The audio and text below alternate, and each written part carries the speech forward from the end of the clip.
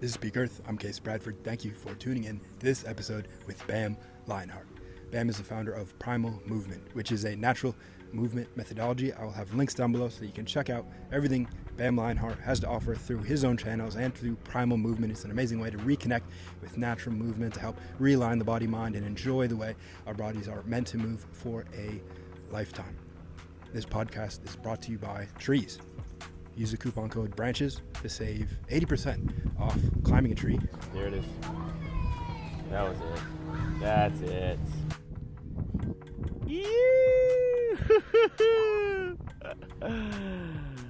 Greatness. And enjoying free gifts like movement, diversity, fresh air, and perspective.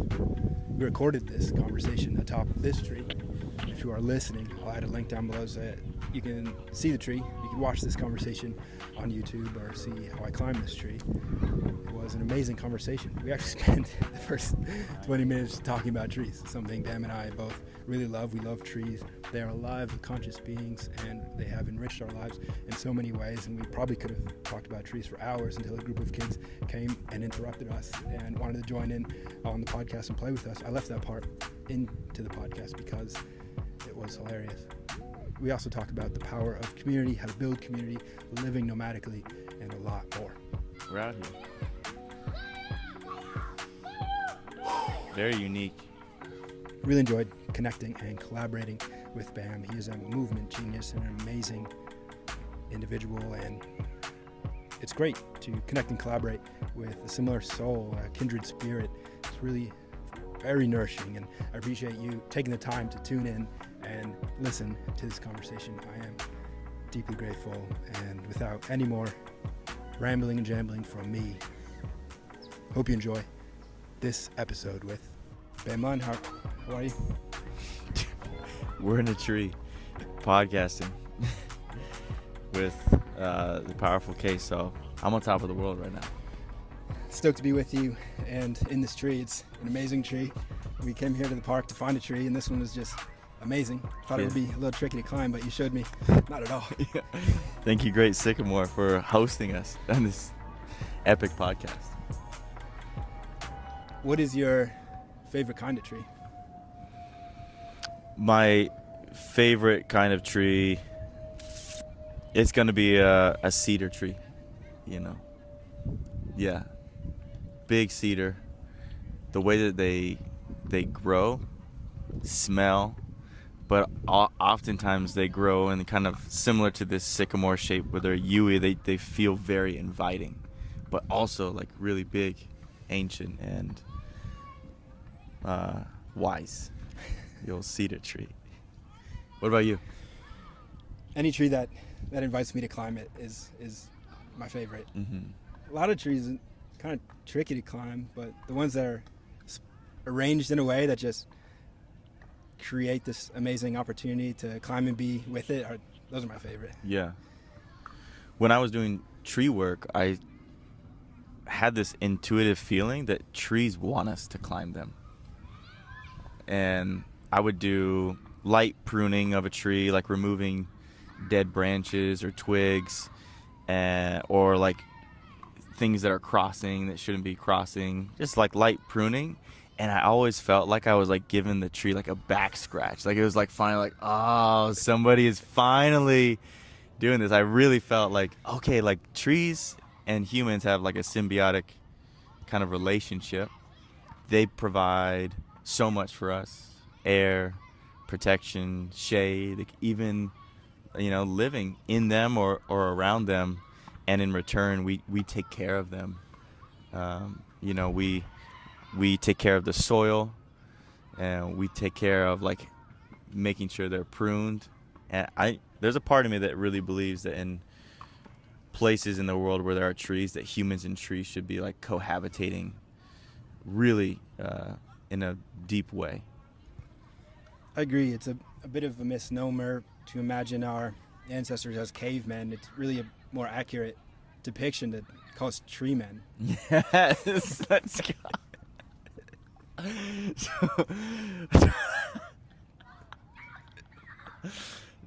I feel in touch with my great ancestors in the tree. I feel, yeah, tree men. So-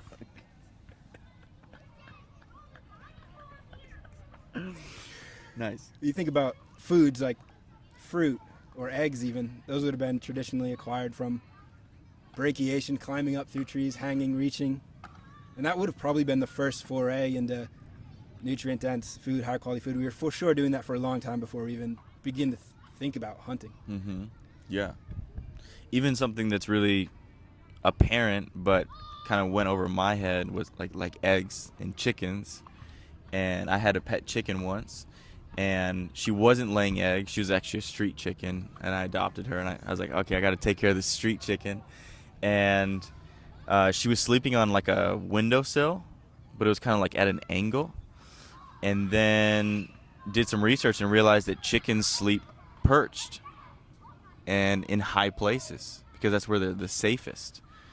And I was, okay, like that makes so much sense. Like birds in the trees or perched on somewhere high where it's hard for ground predators to get them. So, you know, even something like chickens or humans just having the ability to be up is very like calming and like it's just safe. I know most people are like, no, but like I personally, maybe it's because I'm a Chinese year of the rooster, but I like I like perching a lot. It's a great way to be, and you're right about the chickens. I'm staying at a place right now with Andreas. He has 4 chickens, and every night he's got to go gather them to put them in the coop, and they're always up in the trees. The one last night, little chicken, way up in the tree. He had to like climb up there to get it. Mm-hmm. Yeah, it's where they sleep, which is like it's so interesting because we think about chickens like on the ground, but really they are arborist-y type of animals. When you think about trees and what they bring to your life, do you have a particular tree? I know you said cedar is your favorite species of tree, but is there a tree somewhere in the world that is really connected with? Yeah, it was a cherry tree. My good friend in Oregon, he had a cherry tree on a farm, and I went there, and he said, "Hey, today I'm gonna take the top off this cherry tree to keep it short so that we can get the cherries. It's not, you know, the fruit isn't too high." And he asked me if I wanted to take the top off the cherry tree. I've never done tree work before, and so I'm like, okay, I'll do it. And so he put on like a climbing harness and then attached a small chainsaw. And it took me way longer than normal to climb up this tree and to where I was going to take the top off of it, maybe about a 15-foot section. And had no idea what type of cuts to make or anything, but he's telling me he wants this top to like fall down away from his house and like at a specific area. But there was a chance that if this thing could have cut and hit his house. So I was nervous for that. I was nervous using the chainsaw, nervous being in the tree. My whole body was like, adrenaline was pumping. And I made this crazy cut, just like, this is what I think is going to happen.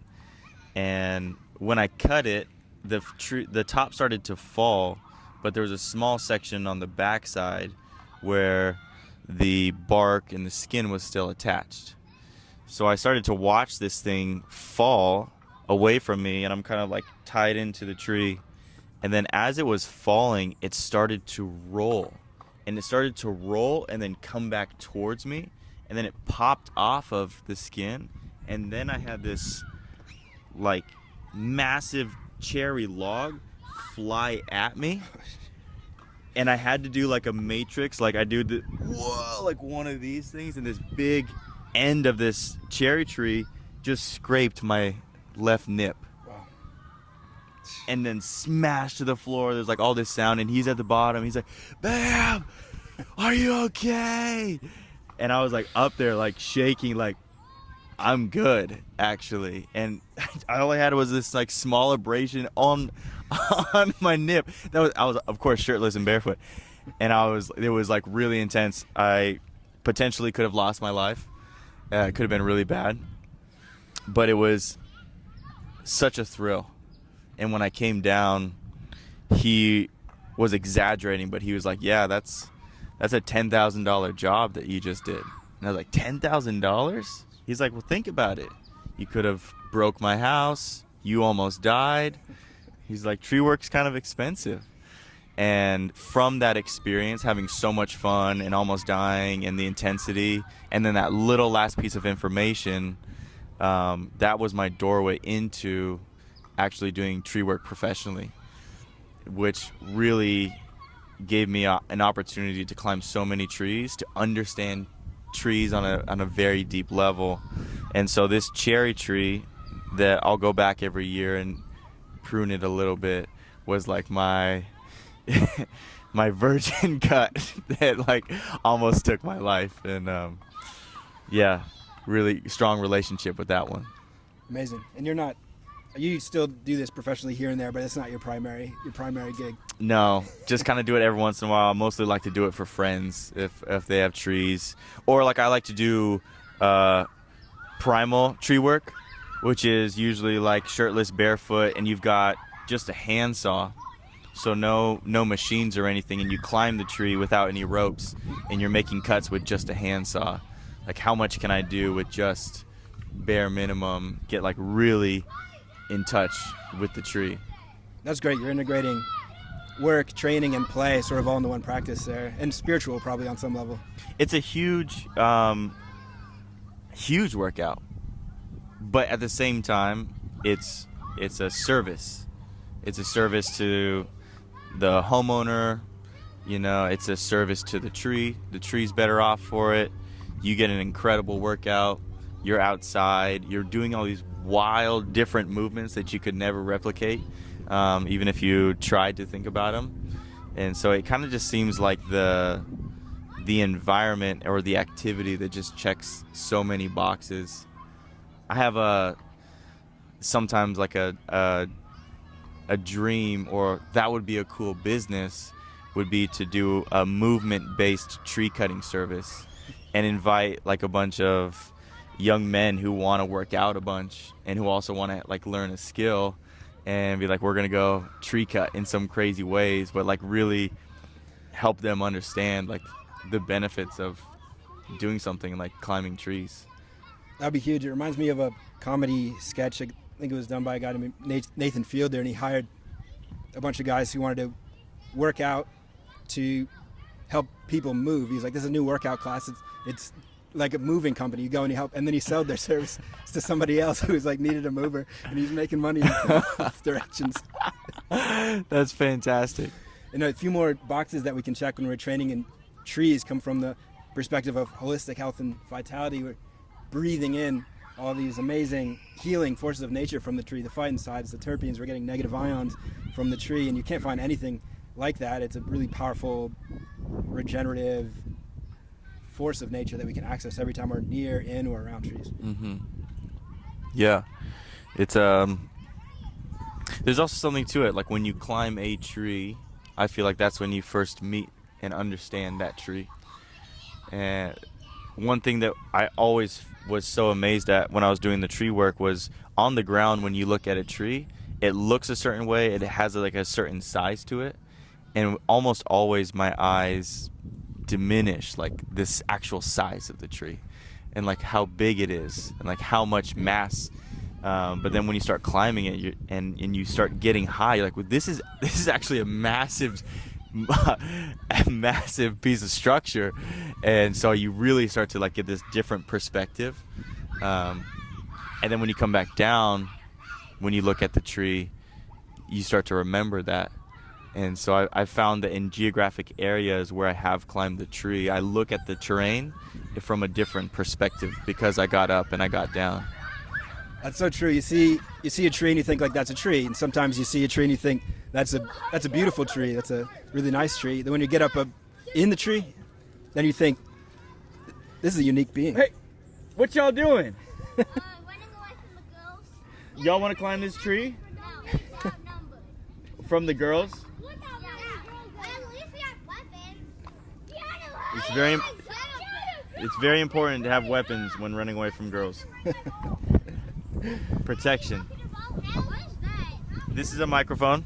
I have a microphone. Oh, because we're recording. See that camera right behind you? Careful. Don't touch it. Don't touch it. Just say hi. Careful, careful. We're in the video. Are we in there? Does it look good? Yeah, you in there. You in Okay. there.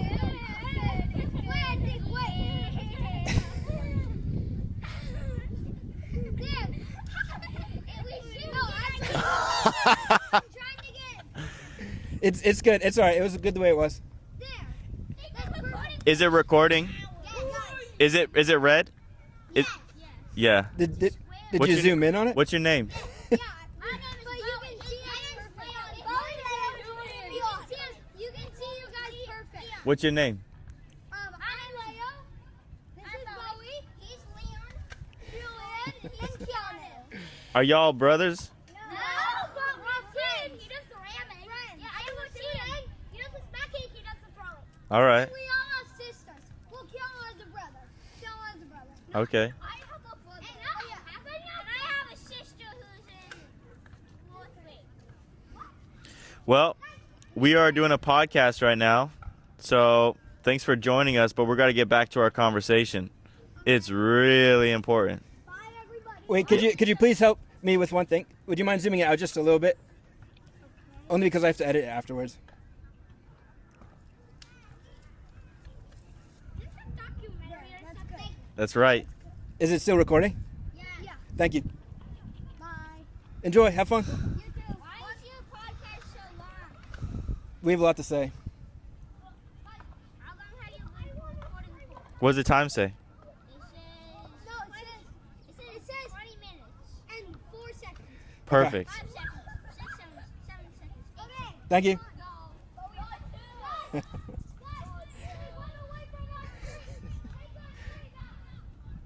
So we had some kids come hang out with us for a bit.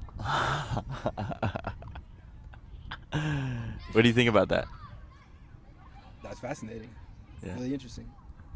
There's a certain energy you get when you're up in a tree or playing, doing handstands that attracts children, animals, dogs. A more pure, dense energy form, if you will, is attracted to that. It almost is something magic about it. Yeah. I really like that it gives them a different perspective. Like what they're so curious, like what is going on? Why are you in the tree? But I think it's important. It's like, yeah, you can do this. You can climb this tree, or you can hang out with your friends and make cool content, have cool conversations. It's very important. How often do you ever see other men in trees? Not often. Almost never. Not often. Actually, we were talking about this. I think this is the first ever tree cast ever in history. I think so. We're planting our flag. That's right. I think people will look back on this video and say, Case and Bam really paved a path forward. It's a trailblazing path, and you yourself know a lot about trailblazing because what you do is also trailblazing aside from the tree cutting.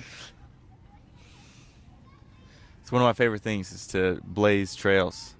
Blaze trails and also cut down, you know when you like go hiking, there's sometimes they put like cement paths and then like guardrails, like stay on the path type of thing. I feel like a lot of what I do in life is like breaking down those guardrails and being like, no, you can go off path. There's a really nice path that a lot of people have taken, the path well traveled, but there's a lot still for us to experience and to understand. And sometimes you got to be the person that really takes a sledgehammer. A good example of that is the way you decided to create a new name for yourself. Yeah. Yeah, people don't know that you can do that. That you can, that as human beings, that we have the freedom and the capacity to reinvent ourselves at any moment that we want. We are not beholden to our past. Unless you want to, it's a great energy and great momentum. But if you ever feel the calling, you can decide consciously to become somebody different. You said something pretty profound to me the other day when I asked you about this. Something about how the new name was almost like a fresh slate, a tabula rasa. Yeah, it doesn't have the same energy. In fact, when I changed my name, it was a little bit, one of the most uncomfortable thing was that it didn't have energy to it.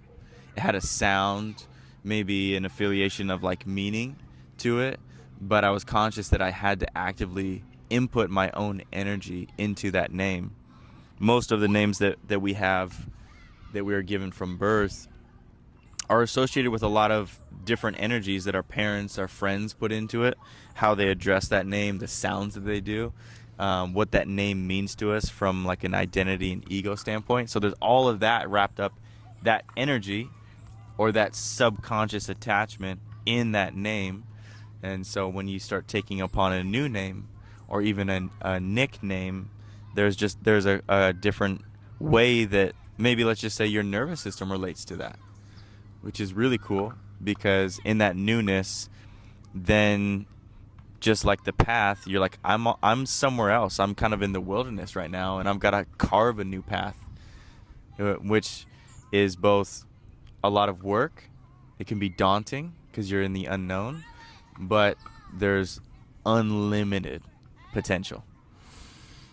I went through a similar journey when I began posting on social media. And during 2020 and the lockdowns, I felt really hesitant and self-conscious about doing it under my name that had been brought up with. Like you said, there's all this energy, like teachers using it in a derogatory way, or your parents when they were angry, or it's just, you've got a whole collection of memories of like, this is my identity. And I remember shaving my head and decided going by Case instead of Casey, just dropped one letter and almost was able to create a new identity for myself. Identity is so powerful in the way that we carry ourselves through life and the way we express and create. Yeah. Was it something that you said, I'm going to change my name, or was it kind of organic in its how it happened? I got to a place in life where I felt like really stuck in a lot of ways, plateauing, and the idea just came to me to sort of create this new identity for myself. And there's this whole culture of people on the internet going by like anonymous names, and they're able to almost become like a superhero through that perspective, or the way that they create and share and build a following and an identity around that. And it's really a fascinating thing from every perspective, because we often come to places in life where we feel stuck, stagnant, and we need to transform, we need to change, and it's really difficult to access that. That's an uncharted path. Yeah. I hope that other people will see the value in it, because I do think that there are a lot of people, especially men, who feel that way, a little bit stuck or beholden to an identity that maybe they were given or was handed to them, and want to start something new.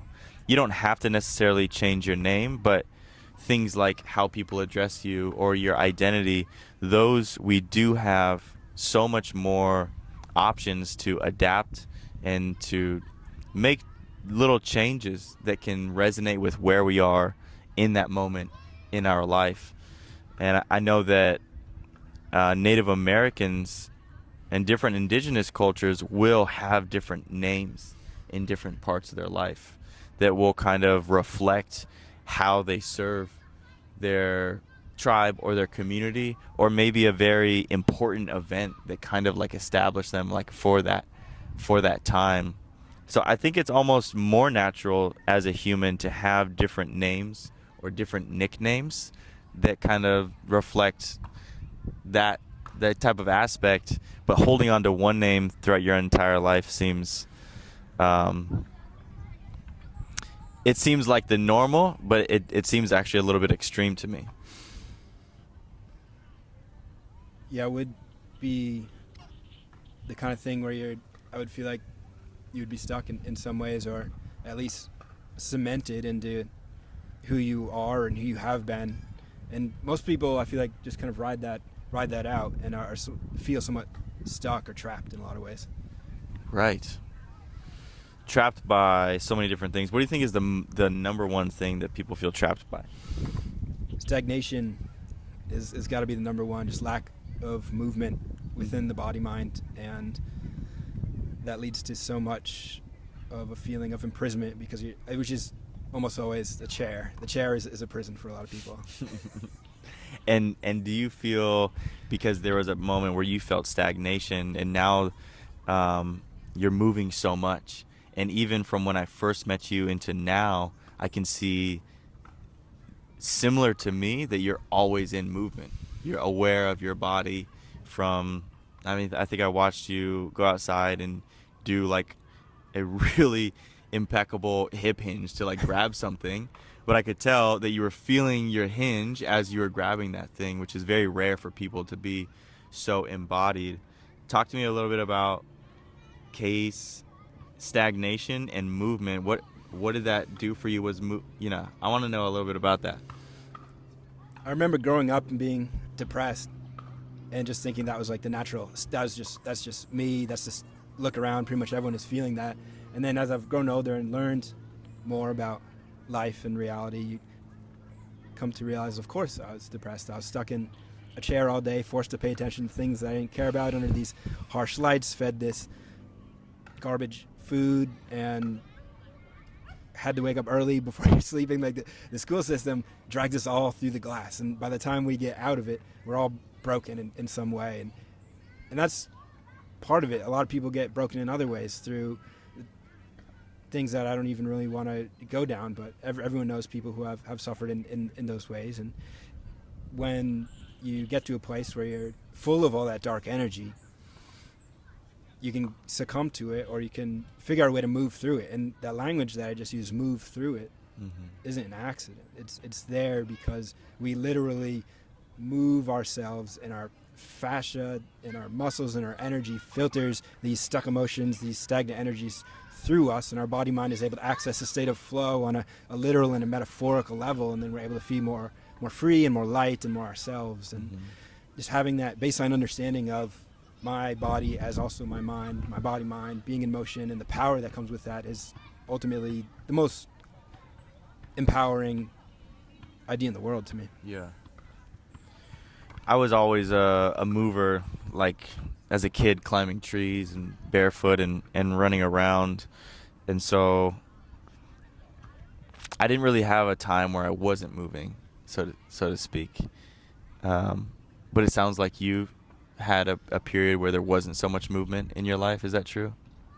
It felt like I was forced into it through school and through corporate work, and have to be right, stuck and stationary and stagnant. It takes a toll.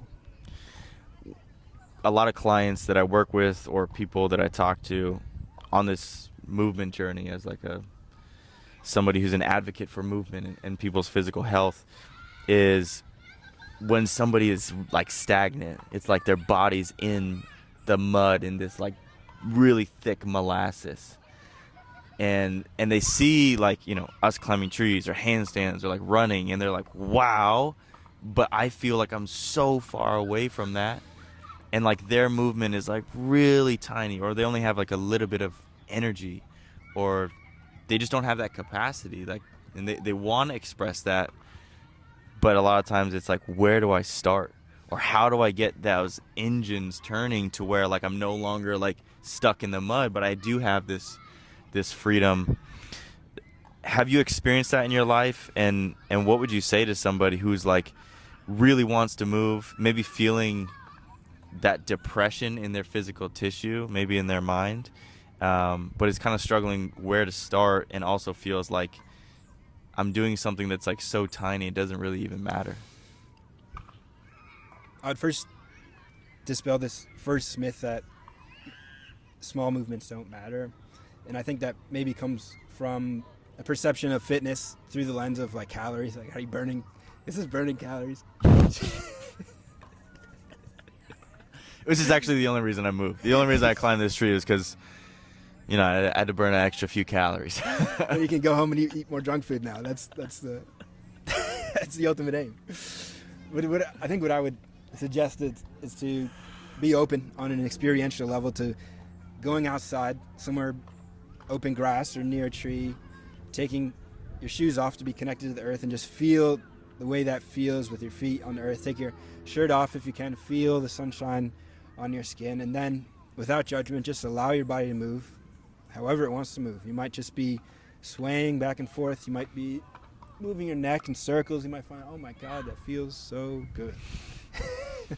Yeah, it feels really good to feel good, and not everyone knows that like movement can feel good, because we have attached movement to fitness, movement to exercise, and exercise is supposed to hurt. No pain, no gain. You're supposed to be sweating. You're supposed to be grunting. It's like this. Yeah, it's interesting, but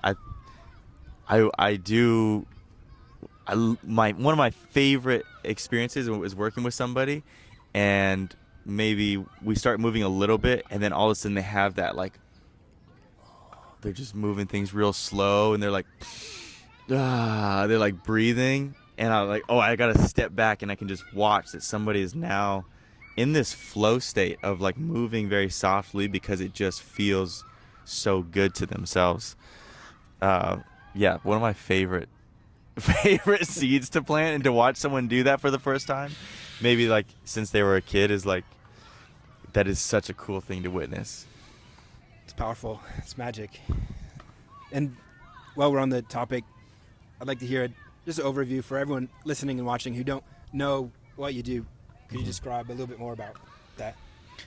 Yeah, I'm a movement coach, specifically a natural movement coach, which means that I help people unlock and learn the most natural ways that the human body is supposed to move.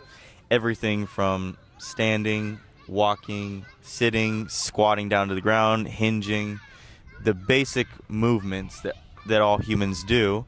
And someone might say like, well, I already do those things. Well, yes, you do those things, but they can be done at such a masterful and skilled level. And when you do that, your body responds in many different ways. Your mobility and your fascia opens up. Your energy pathways get stronger, which means you have more energy throughout the day. There's a reduction in tension throughout the body, chronic pain. You have a little bit more resiliency, and you're less prone to injuries because you're moving in ways that are durable and strong, and you're not going to be breaking down your joints, your connective tissue, your hardware. So it's a really beautiful practice to talk about really basic things to people, and how we can do those basic things at a really high level. It sounds like a really important skill set or philosophy to develop, especially in today's age where so many are stuck in stagnation. You go from stagnation, let's just say this person, a theoretical person listening, wants to get in shape. So the first options that our culture provides, usually running, go to the gym, lift weights. That's right. And both of those mediums are actually pretty intense. They're really intense. Like anyone, it's because we've been told about running, or you can see people are like running all the time. There's some statistics that are like 70 or 80% of runners will experience like an injury. You know, it's because running is actually really technical, and lifting weights is also really, really technical. So just like you're talking about inviting people into just going outside, taking your shoes off, maybe taking your shirt off and doing some like light movements, those things can be so much more accessible and really regenerate the body, as opposed to like going really hard into fitness or running. And because those practices might not be, oftentimes are really hard to make actually like a longevity practice. They're not something that you can keep up with. It's really common for people that go into the gym to go really hard for the first 2 years, and then around that 2-year mark for those little aches and pains and injuries to start showing up, until you get injured or something is hurting, so you spend some time away from the gym, and then you heal, and then you have to go back into the gym. Like the classic, okay, new year, new me. I think all of us should look at it as like, why is it difficult for us to maintain a fitness or exercise routine? Not everyone, but for most humans, you know, what are some movement practices that actually we can integrate and say like, this is just something I do for the rest of my life, as opposed to, you know, going to the gym. Even if you go to the gym, the amount of people who are 50 plus, it's going to be like a lot smaller. But if it was something that was like really we could integrate in a deep way, I think that you would see elders in the gym, but you really don't. Yeah, I think everyone who trains in the gym eventually, it seems like, gets to a point where they hurt themselves back squatting, for example. Like almost everyone I know has sustained a serious injury back squatting, particularly that one for whatever reason. But if you think about it, you're beginning this practice. The point is to add more weight. Most people probably ignoring the deep technique behind it, and then at some point you get to a place where you're lifting very heavy weights, and something's got to give. Yeah, it's something that is important that I talk about is there's a difference between movement and training, and most of what people think about when they hear movement or exercise is in the training world. And training is inherently, when you're in a training mindset and in a training environment, is inherently meant to break your body down. You're breaking it down so that it can build up and get stronger. Or you're, let's say, training to run faster, and so inherently to train yourself to run faster, you have to run beyond your kind of like your limit or your capacity for like a little bit. So you're in a training world, you actually do want to put yourself in the red zone, in a dangerous place. And so if the only thing you know is training, meaning the only thing you can do is break your body down consistently, there isn't a regenerative practice. There isn't a healing movement practice. And so if you have training practices and then healing movement practices, now we're starting to go into the full picture and things are starting to work really well. But oftentimes, all that people have seen or know is just how to consistently break their bodies down until the body gives and you can no longer train because you're hurting and broken.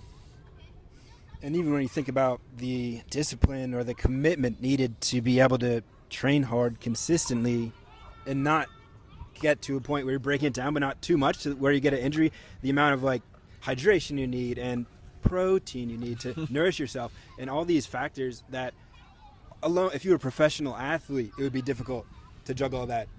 Watch any professional sport. I don't really do that, haven't for a long time, but they're always getting injured, and these guys are paid millions of dollars to be healthy and perform on the field, and they can't stay healthy. How do you expect someone who's working at a computer all day to do that? Yeah, it's pretty ridiculous to be working at a computer all day and then to go into the gym and like throw some weights around, like heavy weights around. There is something to it that a lot of people don't talk about, where there is a huge emotional and spiritual release and like something you get from moving heavy weights.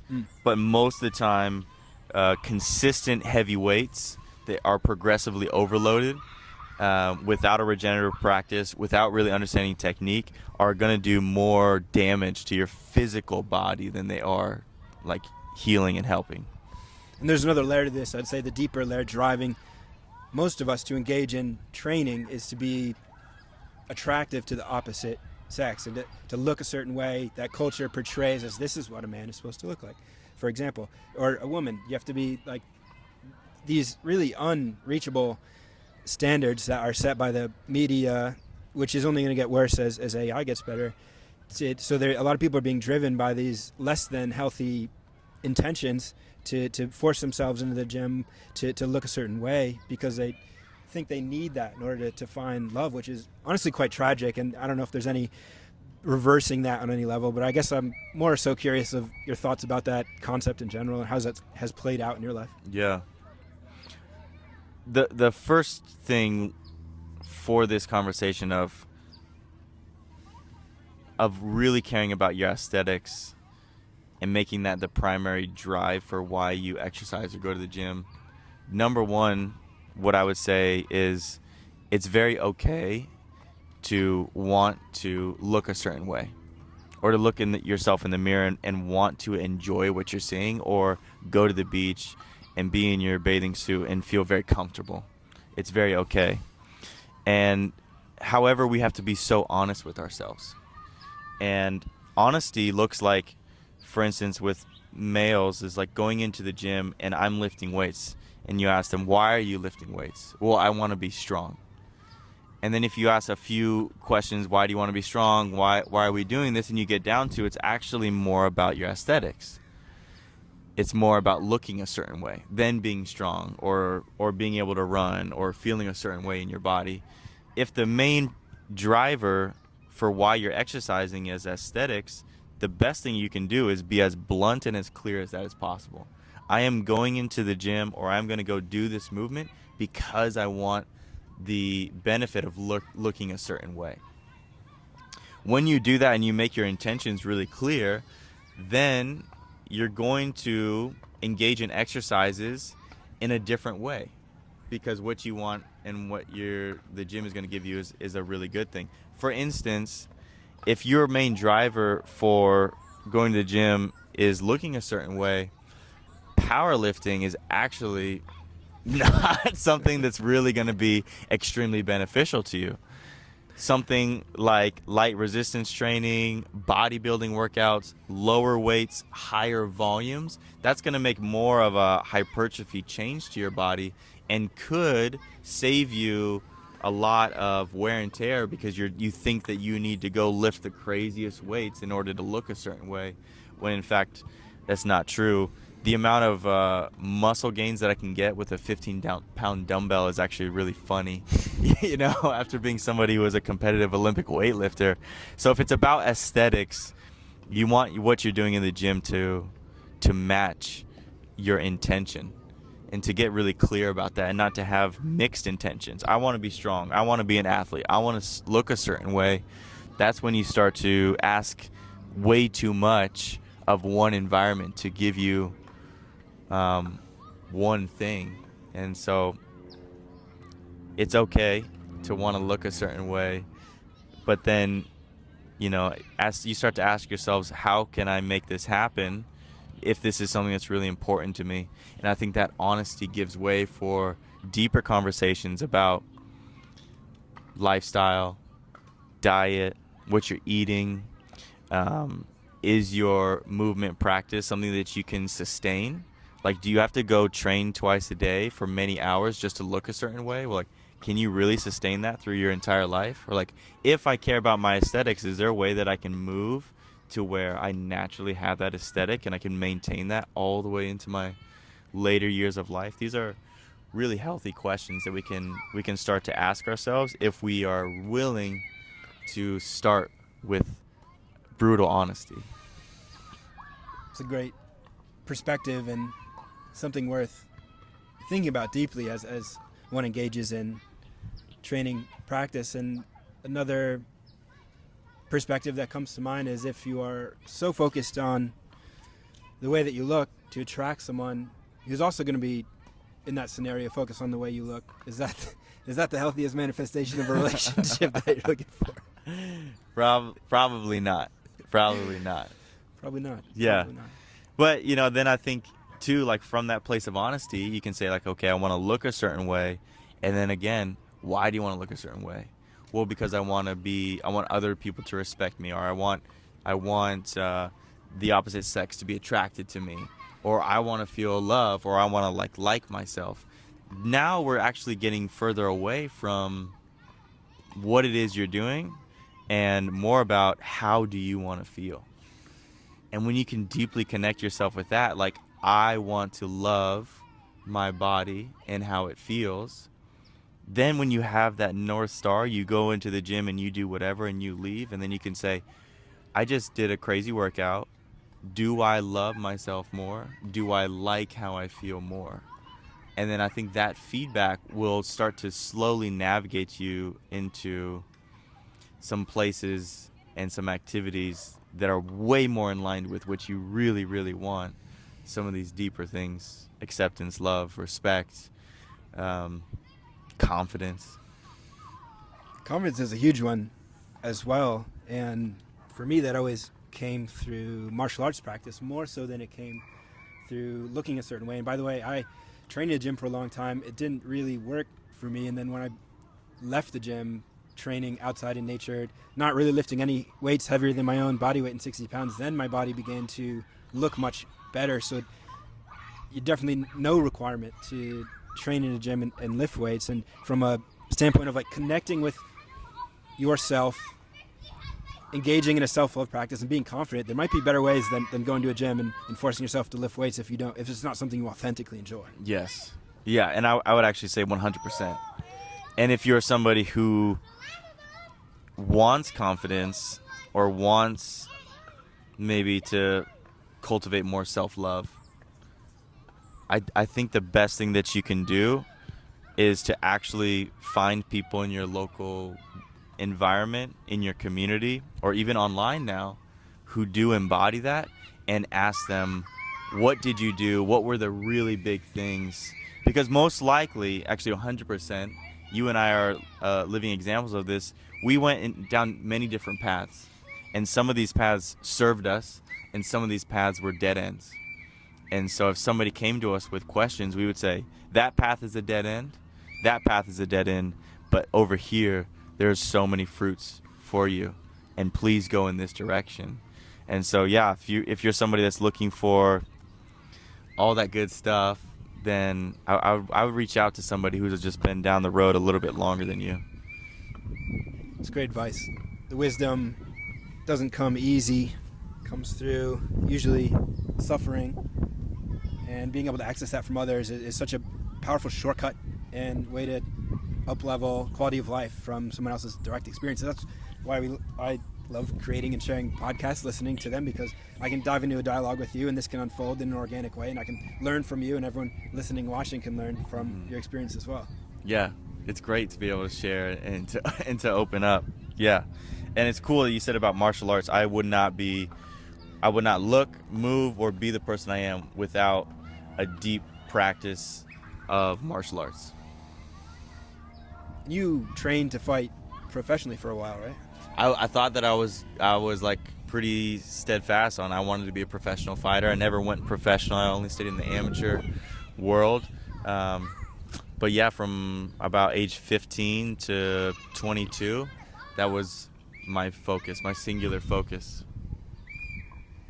Have you ever had to use the martial arts that you learned in a real world situation? Yes, I have. And the one thing that is the most beneficial about the martial arts training was the confidence to go into those environments and trusting that I know how to handle myself and I'm going to be okay. And what that allowed me to do was to have more overall consciousness of the environment and what are the best things that I should do. How do I move in this? The biggest example, I was living in Mexico and somebody had broken into my apartment at 2 a.m. So yeah, I woke up to a stranger, a dark figured stranger in my living room, and immediately from sleeping 10 seconds later I was fighting with a strange human. And yeah, that was a very interesting experience.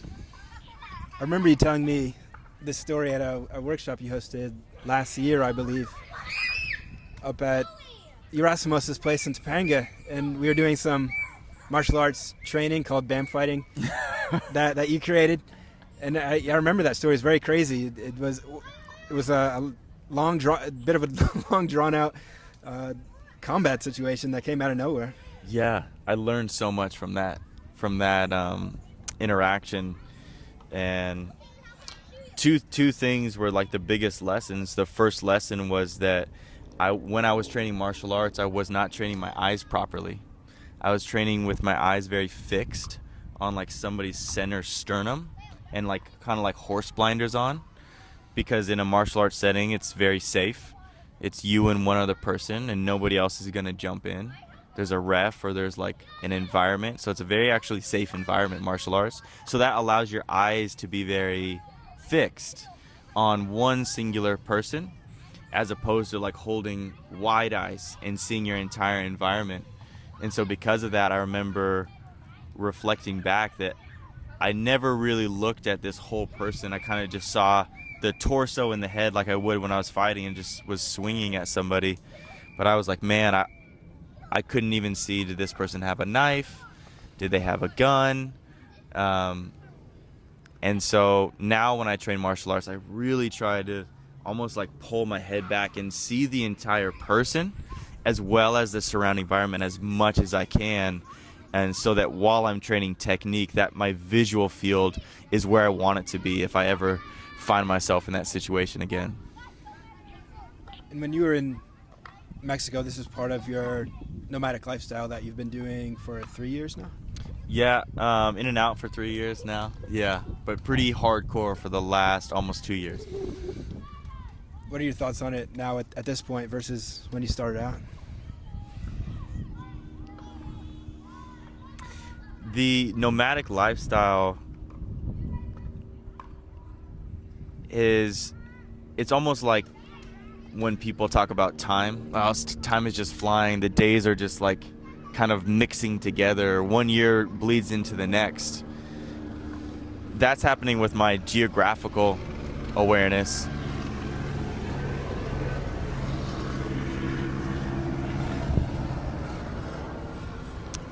Even now, somebody asks me like, hey, where have you traveled this year? And I'm like, oh, like, hold on, let me go back into the memory bank and like see where I traveled, because a lot of the places that I go to, they kind of just start to blend and be the same. And the gift of that is that I start to see humanity as the similarities that all humans have. No matter what language you're speaking, no matter what culture you're brought in, there's some very similar things that how humans live and have organized our lifestyle. And so that's allowed me to really see myself like, oh, this is how I show up in this environment, in this environment, this environment. Here are the differences, but the similarities I'm starting to notice in a big way. And so that's a big gift that I'm seeing with just like the entire world, waking up in a different country and feeling like, okay, but we're still doing the same things. Environment's just a little bit different, but same things are going on. Yeah. In my small experience with it so far, past 4 or 5 months, I feel like it has driven me a bit more into the present moment, a bit more aware, a bit more in touch with my intuition, because they're taking less for granted. I'm less like in a routine. And that's been pretty powerful, but I also feel a bit unrooted, and I can see how it would be difficult to really develop a community if I was doing it more spread out, more across the world, moving around a lot. Yeah, it is one of the double-edged swords is that you meet so many people and you start to develop a community, but they become international. And so the web is really big, but it's not localized in a certain area.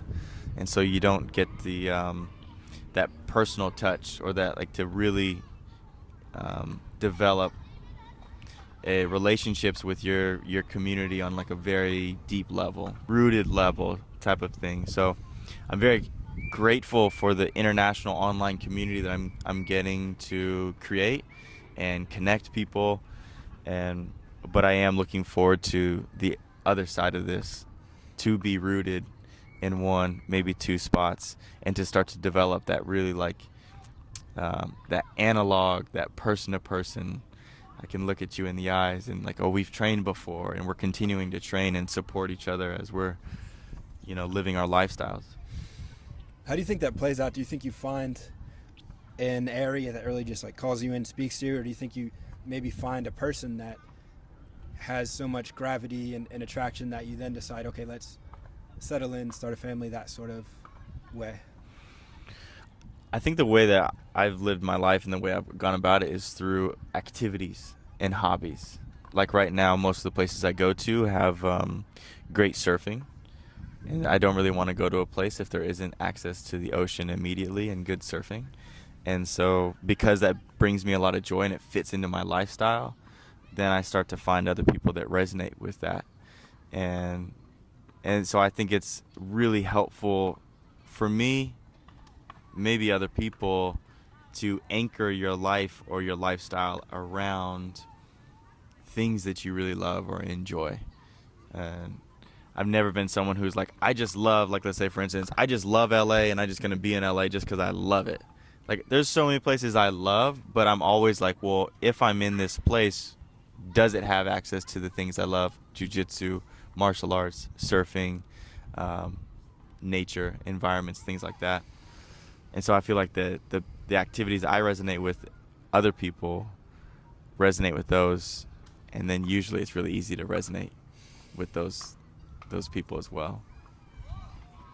Connecting with people around shared values has become, for me, just the ultimate North Star as the way that I go through life. And it allows you to connect with other people and then also just enjoy the things that you enjoy just at a higher level.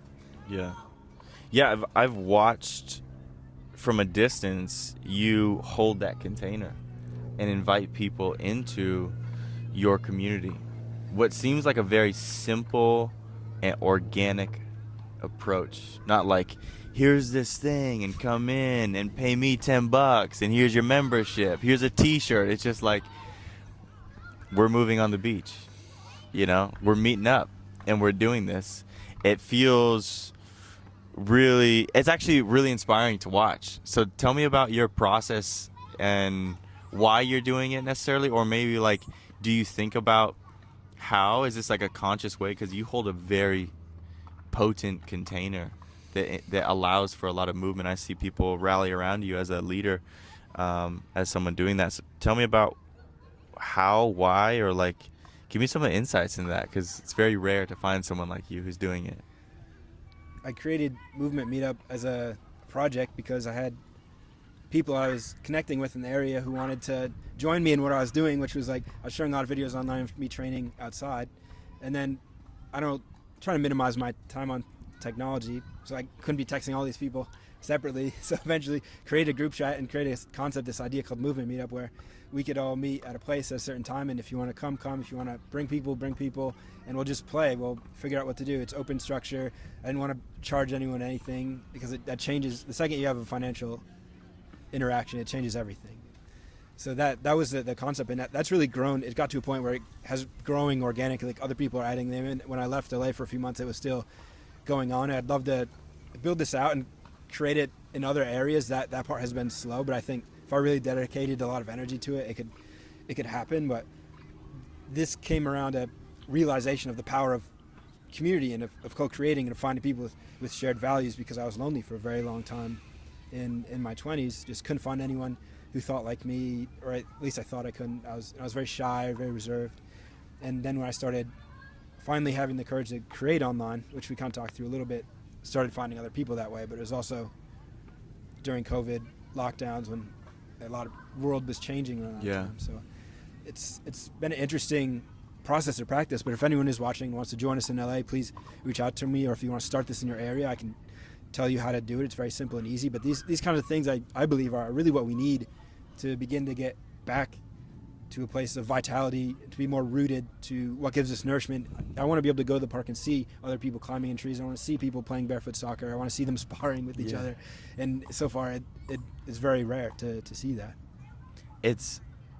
What's great about it is that it's free. It's outside. There really isn't like so much equipment. Sometimes I'm sure you bring equipment, little exercise things, sparring gloves, but yeah, why isn't there a movement meetup in every major city in the world right now? Can you create that? Maybe if it's in the cards. Regardless, I am a big fan, and I think it's a needed service for everyone, and I love that you felt that you needed that, and that you provided that for yourself, and other people were like, yeah, I also need that, and everyone kind of comes together with the same intention. Most beautiful part has seen the connections that come organically through that. People starting businesses together, creating projects together, becoming friends. Like people are moving and there's a dinner happening to, celebrate them. And it's everyone who met through this thing that I just created for fun years ago that started with just like a few people and has grown to like 200 people in these group chats. And I just sitting there thinking to myself, like, this is amazing. And it gives me a lot of inspiration and confidence to encourage anyone who wants to create anything to be like, just do that thing that you have in your mind's eye that is calling you forward, that you dream about, that you think about. Really put energy into it and make it alive in the world, because you never know what will come from that. Yeah, especially like you were talking about, feeling like you don't have similar like-minded people, but these are things that you love to do, like you have an innate desire for that, most likely there's a lot of other people in the world who are feeling the same thing. It just takes one person to say, we can do this together, and here it is. Yeah, and we connected through that, and you came through helped us with the backflip workshop that went on, took us through these warm-ups that were great, like warming up the back chain in our legs to perform. And then a lot of people, we came through to your workshop up in Erasmus place, which was an amazing experience. Yeah. And just, it's been crazy to see the connections that unfold. Do you see anything like that in your travels or your experience? I know you have a group of your own that is gathered around shared mission and values. What has it been like to cultivate that from square one? It's been similar to you, been sharing a message and a mission, and people resonating with it, and just continuing to do that, and to finding it's kind of that thing, if you build it, that they will come. And I feel honored that people want to move with me or listen to what I have to say. Really deeply honored by it, more than anything, and stoked that I have friends that want to do crawling on the ground or fighting or dancing or go on like long hikes. It's really a special thing, and I think a lot of people want a community. And not only do they want a community, but I want a community that supports their own vitality as well as their shared values.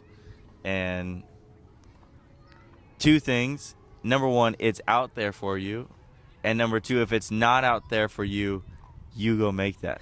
Like, go start spreading your mission and your message. It's not going to happen overnight, but if you build it, that they will come. And you built it in a location here, Santa Monica, and I'm building mine through the World Wide Web, which is very cool that we have many mediums that we can create a community. It is. There are many methods available. If there's a will, there's a way. And I think we all have these innate desires for a reason, and it's really our mission and the point of life to pursue these things and make them real. Yeah, I'm really inspired by what you're doing, and I think that, or I hope that other people, I can see myself wherever I land, dude, I'm doing a movement meetup. Like, I'm just showing up here at the beach or at the park. I'm going to be here, and the next thing you know, people start gathering around. I hope, I really do truly hope that more of that starts to happen. It's such a powerful service that you've created and doing so. Thank you for offering that, something that I've been able to benefit from. I appreciate you resonating with it, especially someone like yourself who is on a level of understanding movement and fitness and health that is higher than pretty much anybody out there. You're essentially a movement genius, creating your own practice and sharing it with others. So to be able to bring that level of integrity, honesty, and creativity to the group is really powerful, and to be able to spend time with you and learn from you has been really enriching and enlivening. So I deeply appreciate it. It's been awesome. I, Case, really hope that we get to do this for many, many years to come. Agreed. Yeah.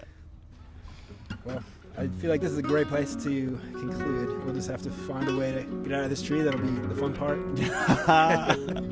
Hopefully everyone can see that. I've got some ideas about it, but thank you, Case, for inviting me to the very first ever tree cast. I hope you liked it.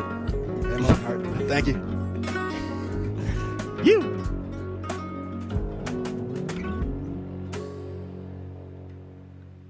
Put this for you while I get down. All right.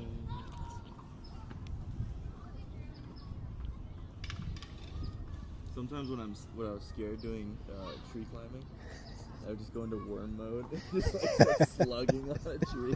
My boss would be like, "Oh my god!" I'd be like, "Ah, worm." Nice.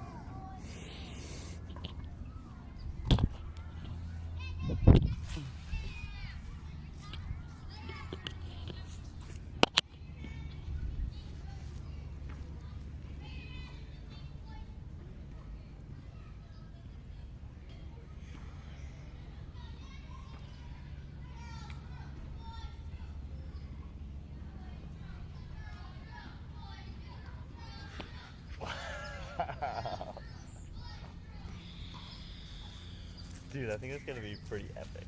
I think Right so at too. the 108. Perfect. We had the kids come.